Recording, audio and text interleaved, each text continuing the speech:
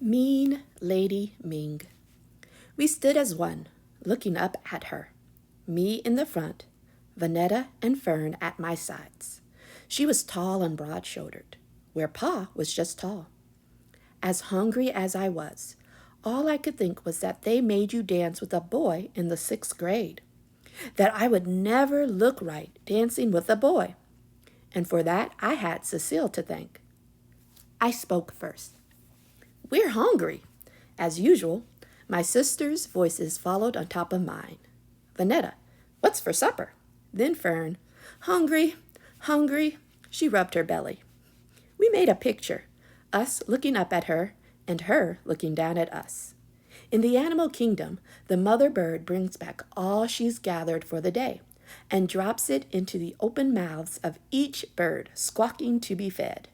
Cecile looked at us like it didn't occur to her that we would be hungry, and she'd have to do what mothers do, feed their young.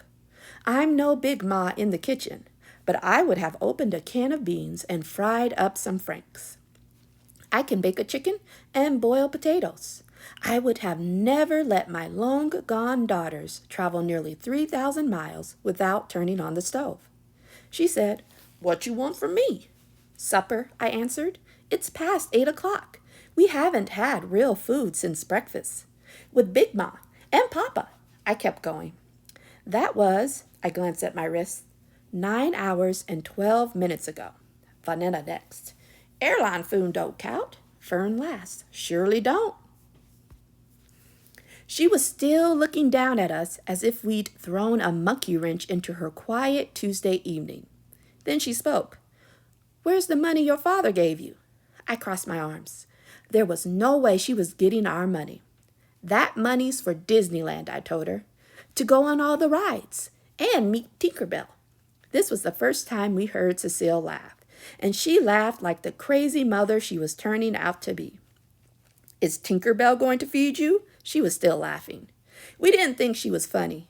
We said nothing, rather than talk back and get slapped. "Look," she said, "if you want to eat, hand over the money." I stared her down, something I'd never try with Big Ma. Cecile didn't seem to care. She said, "Fine, I got plenty of air sandwiches here. Go on back to the room, open your mouths, and catch one."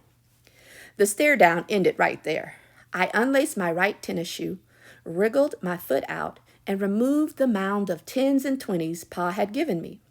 Cecile didn't care that the money had been baking under my foot since we'd left Brooklyn. She took the money, unfolded, and counted the bills, then stuffed them in her pants pocket.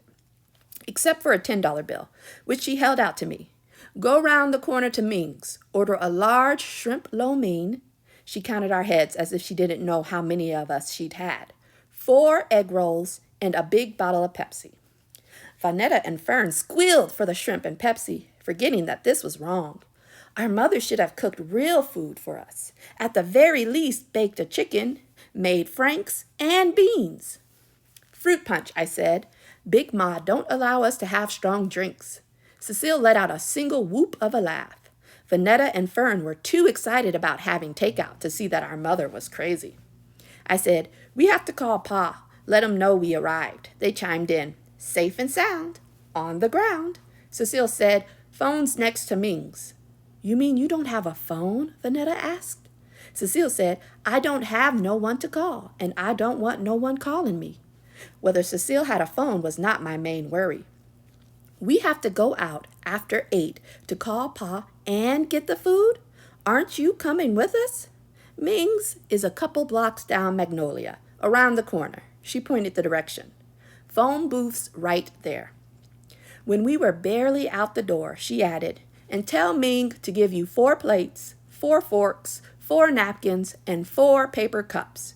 No sense dirtying dishes, and you're not coming inside my kitchen." We all looked at one another and thought the same thing. Crazy.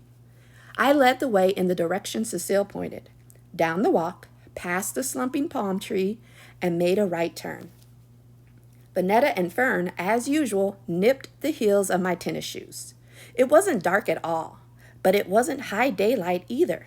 Kids of all ages still ran around playing in yards and riding bikes on the street.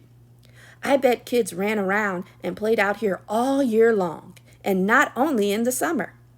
We usually went to the summer camp at the Y or drove down to Alabama in Papa's Wildcat. We came upon some kids playing freeze tag. They jumped from lively wiggle forms to frozen statues just as we neared their yard. We felt the smirks of the gaping statues on us. Vanetta smiled, welcoming their interest in us. She was scouting out new friends to be with for the next 28 days. I let her lag a step or two behind to wink and smile at them. You can't stop Vanetta from chasing after friends. I kept walking, Fern sticking close to me. Vanetta skipped until she caught up. One thing was for sure. These blocks might have been long like the blocks on Herkimer Street, but we were far from Brooklyn. I didn't know where any of these streets led, but I walked down Magnolia like I knew where I was going. I couldn't help but notice that not one yard had a palm tree, not one, or stucco. Not one house was painted that crazy green color. I was thinking this when behind us crept a rumbling against concrete, like a barrel rolling, the rolling broken by the cracks in the sidewalk. I turned. A voice yelled, "Gangway!" We tried to jump aside, but the three of us jumping all together only got us so far. A boy on top of a wooden board, this flying T with tricycle wheels on the back, rumbled by and managed to clip me good. "Hey, watch out!" I called after him, shaking my fist. He only stopped at the corner to pick up his flying T, carry it across the street, and lay it back down on the sidewalk. "Sorry," he yelled without turning around. Then he gave it a running push and jumped on it, eventually lying stomach down, his arms outstretched as he held on to both ends of the T. "What was that?" Vanetta asked. "Some stupid boy," I said. "Come on, y'all." I had to pull Vanetta's chin away from the direction of the boy on the flying T. She kept looking even after he was long gone. Ming's was where Cecile said it was, around the corner and a couple blocks down. There was a big sign, Ming's, and underneath it, red neon characters that looked like fighting men waving swords. The telephone booth was also where Cecile said it would be, right next to Ming's. I planned on calling Pa before getting the food, but the booth was already occupied by a light-skinned guy with a big floppy afro. He was turned sideways, but I could see his profile, his beakish nose, the way he pushed his head this way and that, suspiciously, while he talked. We stood with our arms folded, waiting for him to finish.